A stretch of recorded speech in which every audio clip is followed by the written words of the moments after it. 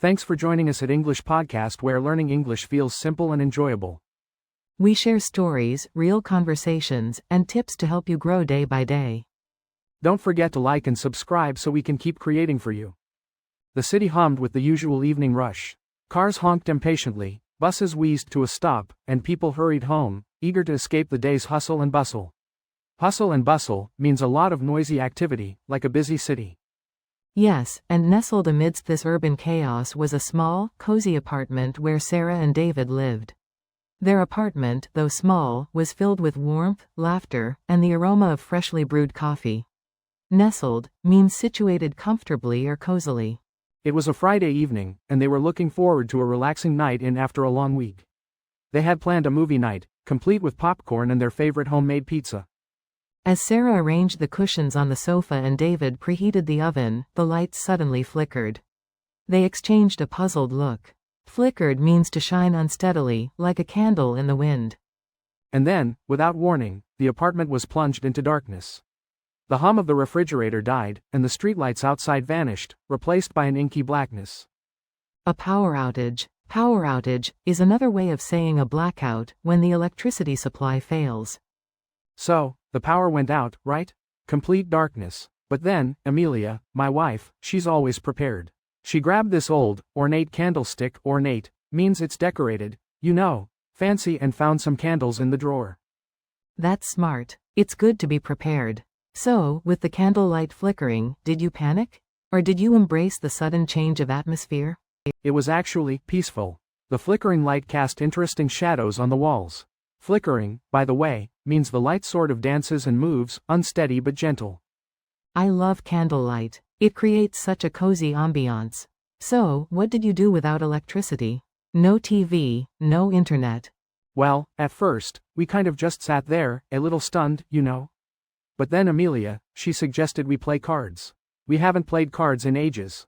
It felt like a throwback to simpler times.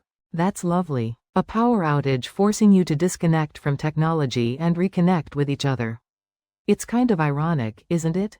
Ironic means the opposite of what you expect happens. Exactly. We started talking, really talking. Not just about daily chores or work, but about deeper things. Things we hadn't discussed in a while.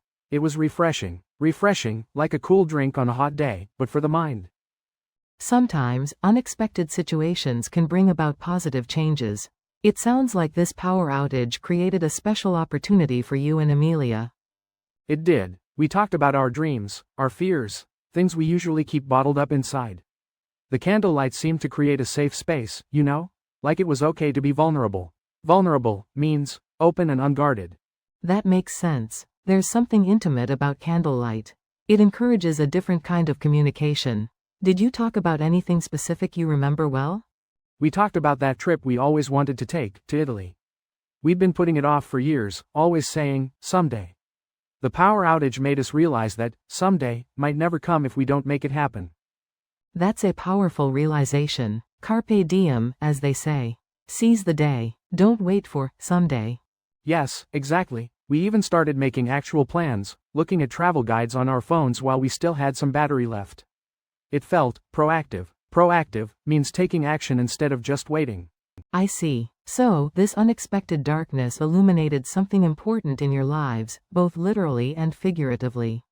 Figuratively, meaning not literally lighting something up, but bringing something to light in your minds.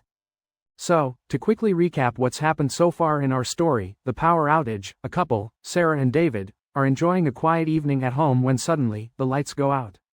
A power outage. Remember, outage means a period when a service, like electricity, isn't working. Exactly. And instead of getting frustrated, they decide to embrace the darkness. They light some candles, and that's where we left off. The candlelight creates a warm, intimate atmosphere, intimate, meaning cozy and personal. It sets the stage for some deeper conversations. Right, they've been so busy with their daily routines that they haven't really connected lately. This unexpected power outage is forcing them to slow down and really talk to each other. It's a good reminder that sometimes, unexpected events can lead to positive outcomes. Think about it. To embrace something means to accept it willingly, even if it's initially undesirable. They're embracing the darkness, both literally and figuratively. Now, let's continue the story and see what happens next in their candlelit living room. David starts reminiscing. Reminiscing means remembering and talking about past events. He tells Sarah about his childhood, growing up in a small town where power outages were common. They used to play board games and tell stories by candlelight, just like they are now. Sarah listens intently. She realizes how little she knows about David's childhood. The soft glow of the candles seems to encourage him to open up, to be more vulnerable, meaning to share his feelings openly. He talks about his dreams of becoming a writer, a dream he'd put aside for a more practical career. Sarah is touched by his honesty and the vulnerability he's showing. She encourages him to pursue his passion again, reminding him that it's never too late. And now, it's Sarah's turn to share. She talks about her fears and insecurities, meaning things that make her feel uncertain or not confident. Things she normally keeps hidden. The warm, flickering candlelight makes her feel safe and understood. David listens patiently, offering words of comfort and support. They're truly connecting on a deeper level than they have in a long time. This simple power outage has become a catalyst, something that causes a change, for a meaningful reconnection. As the candlelight flickered, casting dancing shadows on the walls, Sarah confessed something she'd been holding back. She admitted, or rather, she fessed up, which is a more informal way to say admitted, that she'd been thinking about quitting her job. She felt stifled, a feeling of being held back or suppressed in her current role. David listened intently, his brow furrowed in concentration. He empathized with her, he understood that feeling of being stifled all too well. It takes guts to even think about such a big change, he said, guts meaning courage or bravery. Kudos to you for even considering it. Kudos is a word we use to express praise or admiration. Sarah smiled, a little embarrassed by the praise. Well, it's just a thought for now, she mumbled, feeling a blush creep up her cheeks. I feel like I'm at a crossroads, she continued, a point where I need to make an important decision that will affect my future. She explained that crossroads is a metaphor, a figure of speech, that represents a critical turning point in one's life. He nodded, understanding dawning on his face. So, what are your options? What paths are you considering? He asked, picking up a loose thread from the frayed edge of the rug and twisting it between his fingers. He had a habit of fiddling with things when he was deep in thought. Frayed, by the way, means worn or tattered. Like the edge of that old rug.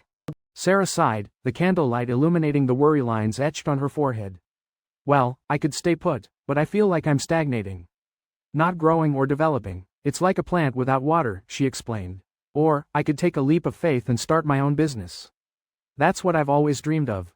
A leap of faith, David repeated, savoring the phrase. That implies taking a risk, doing something even though you're not sure what the outcome will be. It's a powerful expression, isn't it? He paused, considering her words. But what's holding you back? Okay, let's quickly recap the story so far. Remember, this helps your listening comprehension. The power went out unexpectedly while Emily and David were having dinner. They initially felt frustrated, especially David, who was in the middle of an important email. Yes, and they were a little annoyed because they relied so heavily on technology, like we all do. They scrambled for their phones, using the flashlight feature, and realized the whole neighborhood was dark. Exactly. Instead of panicking, they decided to embrace the situation. They found some candles, and the soft, flickering light created a cozy, almost magical atmosphere. It reminded them of simpler times. And that's when the real magic started. Without the distractions of their devices, they began to talk, really talk. They shared childhood memories, dreams for the future, things they hadn't discussed in years. Deep, meaningful conversations. They rediscovered the joy of simply being present with each other. David even learned something new about Emily's artistic aspirations. She'd always wanted to learn pottery. Aspirations, by the way, means hopes or ambitions for the future. And Emily learned about David's secret desire to write a children's book. Isn't that sweet? The power outage, which at first seemed like a nuisance, became a catalyst for connection. Catalyst means something that triggers or speeds up a change. Absolutely. The darkness forced them to slow down, disconnect from the digital world, and reconnect with each other on a deeper level. So, even though the power eventually came back on, they felt a sense of gratitude for the unexpected darkness. They had gained something valuable, a renewed appreciation for their relationship and the simple things in life. They realized that sometimes disconnection can lead to a much stronger connection. They promised each other to schedule regular, candlelight evenings, even with electricity, to maintain that closeness they rediscovered. It's a beautiful sentiment, isn't it? It really is. It reminds us that sometimes, limitations can create opportunities. This is a valuable lesson we can all learn from Emily and David's experience. This experience brought them closer. The darkness allowed their true feelings and dreams to surface. They valued the shared experience even more than the electricity. And the best part is that they made a conscious decision to incorporate this newfound appreciation into their lives going forward, not just a one-time thing. A conscious decision, meaning they actively thought about it and decided to do it. Exactly. It shows how a seemingly negative event can actually have a positive impact. Sometimes, we just need a little push to appreciate what truly matters. Thanks for listening to English Boost. Remember, practice a little every day and you'll see big results. See you in the next episode.